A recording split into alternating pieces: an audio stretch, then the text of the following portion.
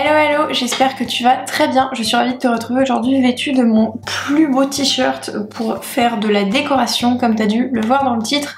Aujourd'hui je m'attaque à un projet dont je t'ai parlé dans une dernière vidéo. En fait j'ai un peu refait la déco de mon appart récemment parce que j'ai emménagé en novembre 2021 et je n'ai jamais pris le temps de faire quoi que ce soit. Du coup j'ai mis quelques cadres, j'ai mis aussi quelques affiches au mur et un miroir. J'ai acheté d'autres petites choses etc. Je te laisserai la vidéo dans le petit. Mais aujourd'hui je voulais réaliser un espèce de DIY d'un truc que j'ai vu passer sur Instagram d'une nana qui a fait des modifs dans son appart pour le louer. Elle a fait de la déco elle-même et je trouvais ça super cool. Je te mettrai la vidéo si je la retrouve d'un côté ou de l'autre. En gros c'est des pots, en fait c'est un DIY un peu récup avec des bouteilles en verre. Alors moi j'ai une bouteille en plastique, c'est une bouteille de jus de fruits innocent mais je vais tester sur ça quand même, et sinon j'ai aussi une bouteille en verre avec laquelle je pourrais aussi faire quelque chose. Et en gros l'idée c'est d'utiliser de la pâte autodurcissante qu'on va venir en fait coller sur la bouteille et qui après avoir durci va du coup donner un joli pot en fait. Ensuite on va venir peindre cette bouteille, ce pot, avec un mélange de peinture spéciale mat et de bicarbonate de soude pour avoir une texture un peu grumeleuse et plus épaisse que simplement de la peinture. Je me suis dit que c'était cool comme idée. Je suis pas très travaux manuels, j'ai très peu de patience pour ça, mais on va essayer de voir ce que ça donne. Par contre je suis en train de réaliser qu'ils disent pas spécialement combien de temps elle met à durcir. Je crois pas qu'elle le disait dans sa vidéo. Je vais aller regarder. Bon du coup j'ai retrouvé, elle dit laisser sécher une journée. Donc voilà, je ferai la suite un autre jour. Et on va commencer du coup par la partie où on applique la pâte autodurcissante sur la bouteille. Elle précise pas forcément la quantité dont on va avoir besoin. Donc voilà, je vais essayer.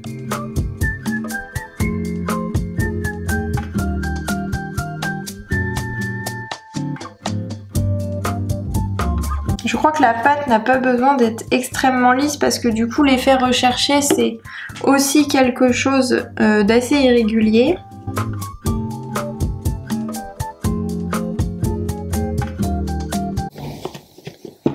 Je vais aller chercher... Ah!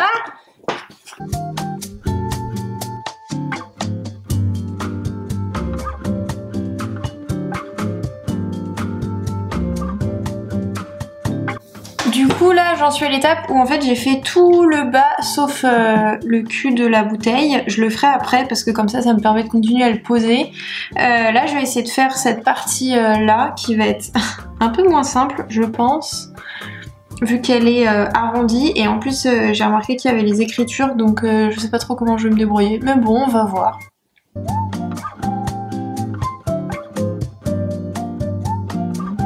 Du coup j'ai fait déjà jusqu'en haut, j'ai recouvert le bouchon, enfin pas le bouchon mais l'ouverture, et là du coup je suis en train de faire le fond et c'est pas simple hein, il faut beaucoup de patience. Du coup c'est pour ça à un moment j'ai coupé la caméra et je me suis mis de la musique et ouais là en fait ce qui est dur sur cette partie là c'est que ça adhère mal parce qu'il y a les espèces de relief là, et en plus comme ça a déjà un peu séché, du coup je galère un peu, mais bon ça va le faire, on va s'en sortir.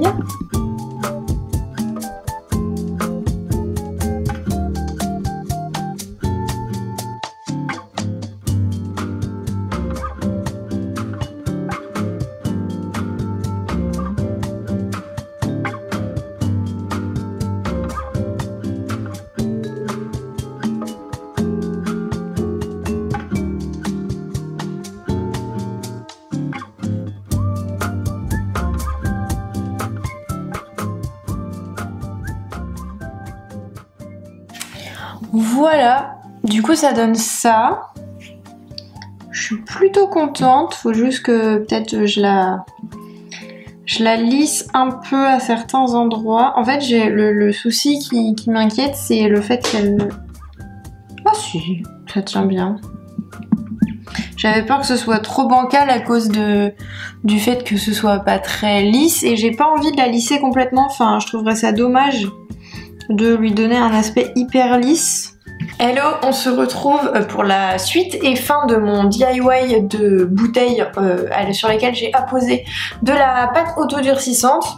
Du coup là on est bien plus tard, on est mercredi alors que j'ai fait ça samedi ou dimanche et tout simplement je voulais attendre que ce soit bien sec, être sûr que ce soit bien sec, d'autant plus qu'il a fait humide là récemment. Là on est sur un résultat que je trouve vraiment pas mal, on voit que c'est resté bien clair.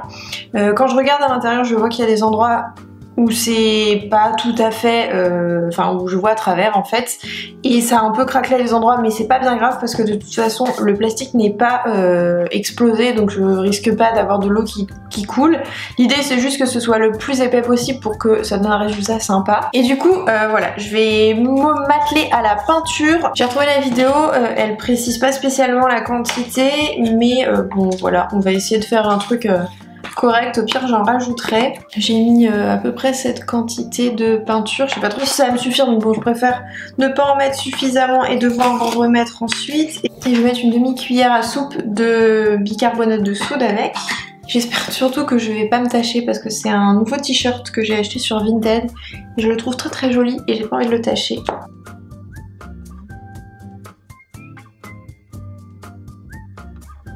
Ah ouais, c'est pas mal l'effet le bicarbonate de soude.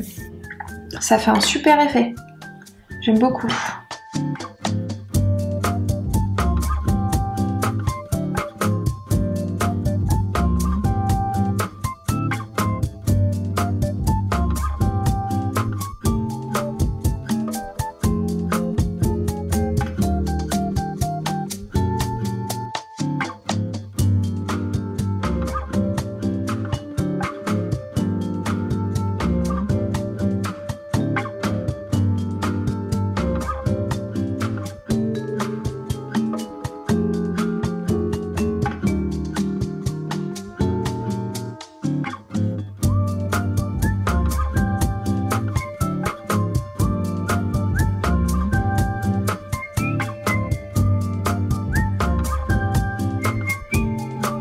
Donc voilà, c'est tout pour cette vidéo DIY, j'espère que ça t'aura plu. J'avoue que j'ai trouvé ça assez fun, perso, je suis pas très manuelle de base, mais là j'ai trouvé ça assez simple et sympa à faire, donc voilà, j'espère que ça t'a plu, que ça a pu te donner des idées aussi de petites choses qu'on peut faire soi-même. C'est vrai qu'au final, il y a toujours des solutions en ajoutant des matières, en changeant des couleurs, etc. pour réaménager son espace, pour donner un petit coup de frais, un petit coup de neuf pour la rentrée dans son appart ou dans sa décoration. Donc si ça t'a plu, n'hésite pas à lâcher un like et à t'abonner avec le lien juste en dessous. Et nous on se retrouve très bientôt pour une nouvelle vidéo. Salut!